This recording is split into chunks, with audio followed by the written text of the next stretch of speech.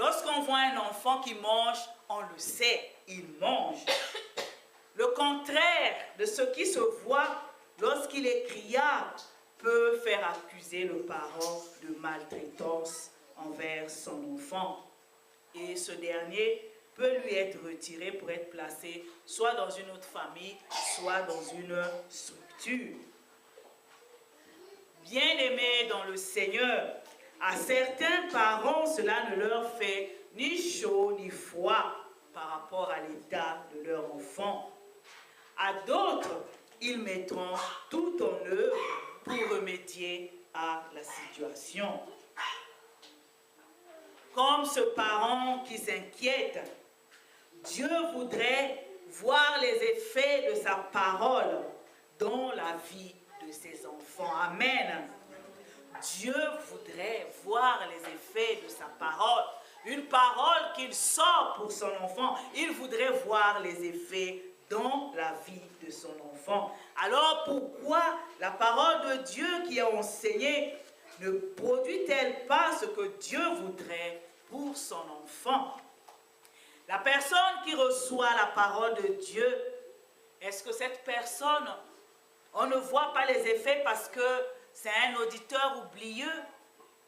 Est-ce que parce qu'il n'accorde aucune importance à ce qu'il entend ou à ce qu'il vient d'entendre?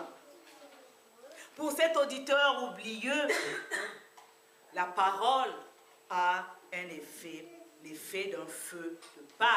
Juste le temps qu'il brûle, puis il n'y a plus rien. Un autre enfant de Dieu, un autre chrétien, ne se sent aucunement concerné par le message qu'il entend. La personne pense que cette parole est bonne pour les autres, mais pas pour elle. Pendant tout le temps que le message passe, que le message, la parole est enseignée, au lieu de laisser le message trouver la place dans son cœur, il se dit, dommage que tel ne soit pas là. Ça, c'est une bonne parole pour lui.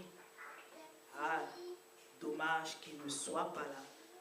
Bien-aimés dans le Seigneur, certaines personnes sont conscientes de cet état de choses.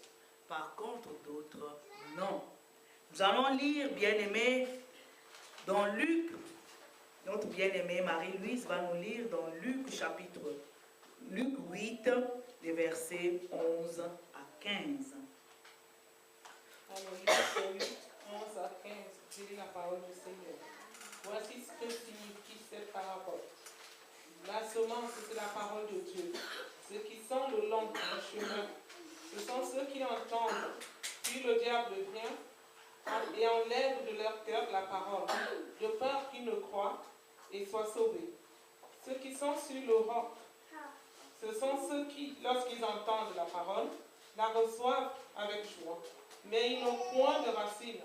Ils croient pour un temps et ils succombent au moment de la tentation. Ce qui est tombé parmi les épines, ce sont ceux qui, ayant entendu la parole, s'en vont et la laissent étouffer par les soucis, les richesses et les plaisirs de la vie. Et ils ne portent point de fruits qui viennent à maturité.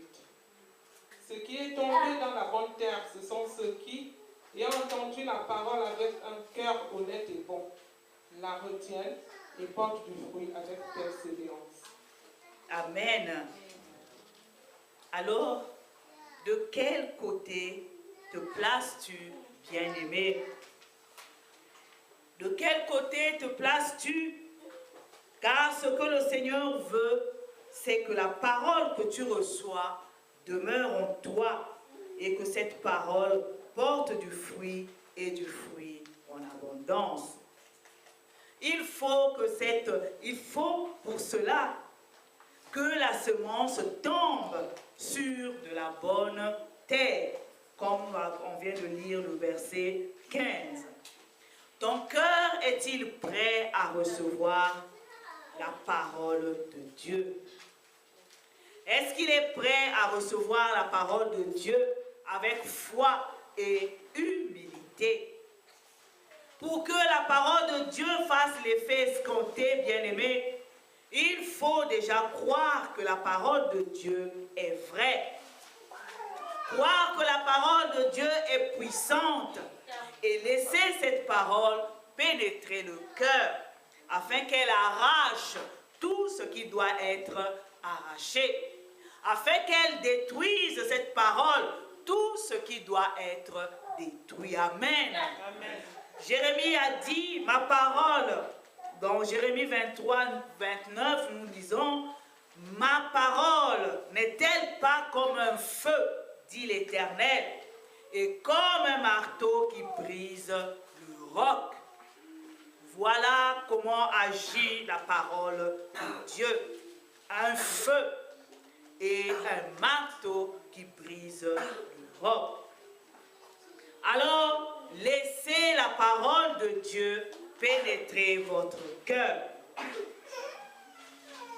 Laissez la parole de Dieu pénétrer votre cœur, bien-aimé, qu'elle ne soit pas comme l'eau qui coule sur les plumes du canard, sans pour autant le mouiller. La parole de Dieu, c'est la vie. Si tu veux bien vivre, si tu veux vivre, bien-aimé, demeure dans la parole de Dieu. La parole de Dieu, bien-aimé, a toutes les vitamines nécessaires pour que tu sois toujours en bonne santé dans tous les domaines de ta vie. Amen. Amen. La parole de Dieu a toutes les vitamines nécessaires. Ce n'est pas de la publicité comme on voit à la télévision, bien-aimé, mais c'est la vérité. Amen. C'est la parole de Dieu. Notre bien-aimé va nous lire dans 3 Jean 1 à 4.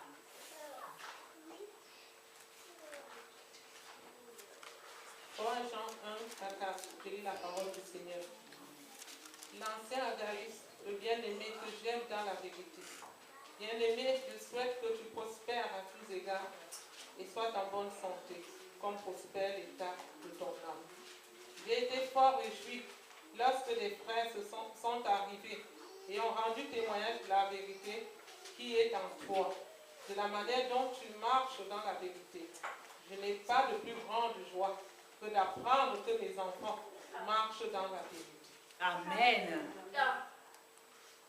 Permettez-moi l'expression, bien-aimé, Dieu n'est pas fou.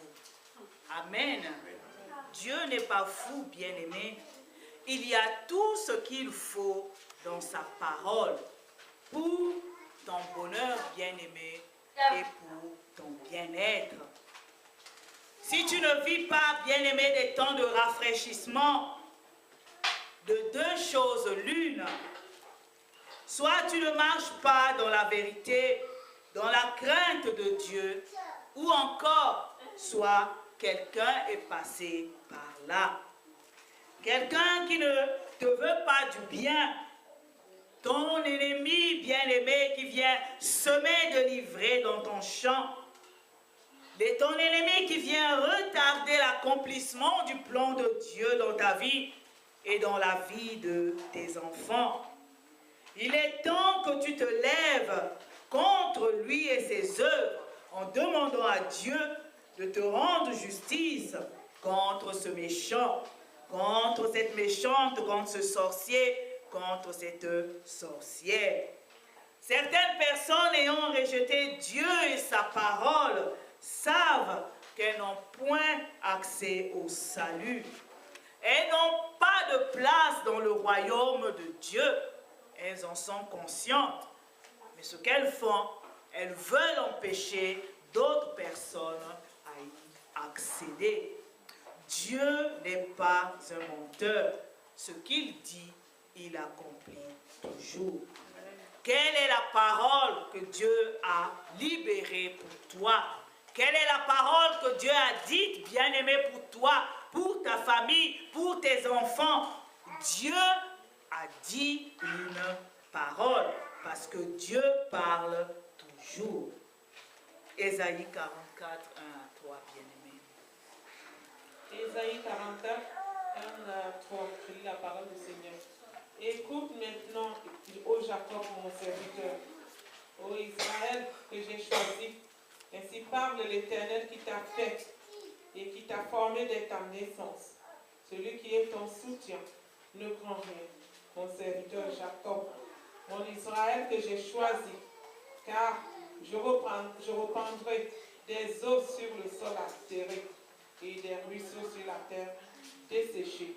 Je reprendrai mon esprit sur ta race et ma bénédiction sur tes rejetons. Amen. Dieu parle toujours. Il parle à ses enfants. Il a toujours une parole pour ses enfants. Et la parole que Dieu dit, elle s'accomplit toujours et elle doit s'accomplir. Bien-aimés, ne laissez personne vous jeter de la poudre aux yeux en vous disant des paroles qui vont vous éloigner de Dieu et de sa volonté. Par la ruse, par le mensonge, par la moquerie et la calomnie. Le Seigneur Jésus a dit, vous connaîtrez la vérité et la vérité vous affranchira. Amen. Amen. La vérité, c'est le Seigneur Jésus.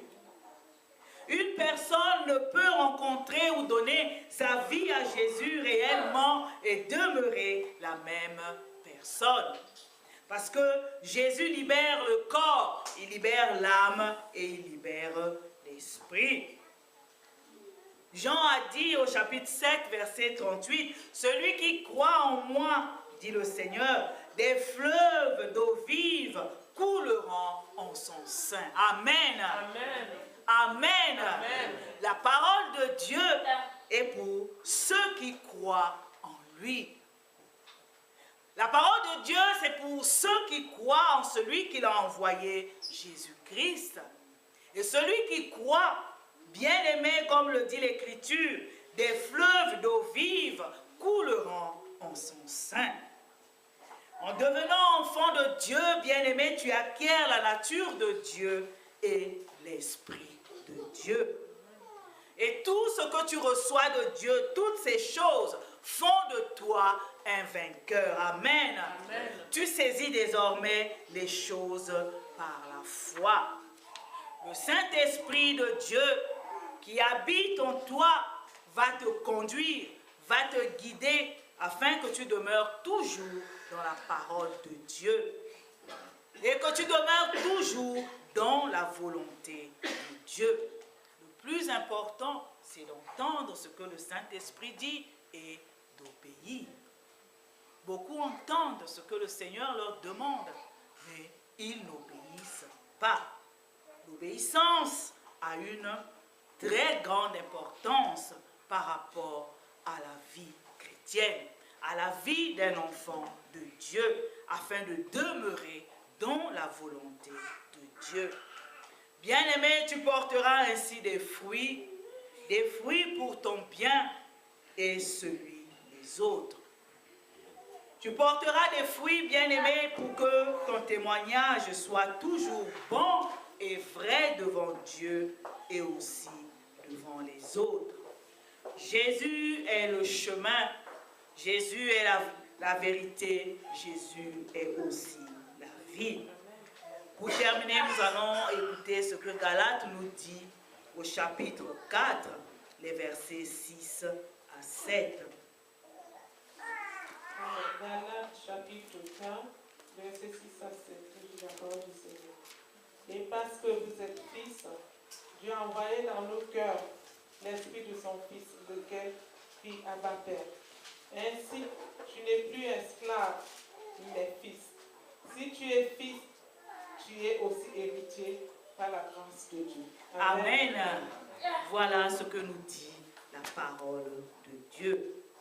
Si tu es véritablement fils, Dieu a envoyé dans nos cœurs l'esprit de son Fils, lequel crie Abba Père. Ainsi, bien-aimé, tu n'es plus esclave, mais fils. Si tu es fils, tu es aussi héritier par la grâce de Dieu. Le Seigneur l'a dit, vous connaîtrez la vérité et la vérité vous affranchira. Que l'Éternel Dieu bénisse sa parole dans nos cœurs. Amen. Amen.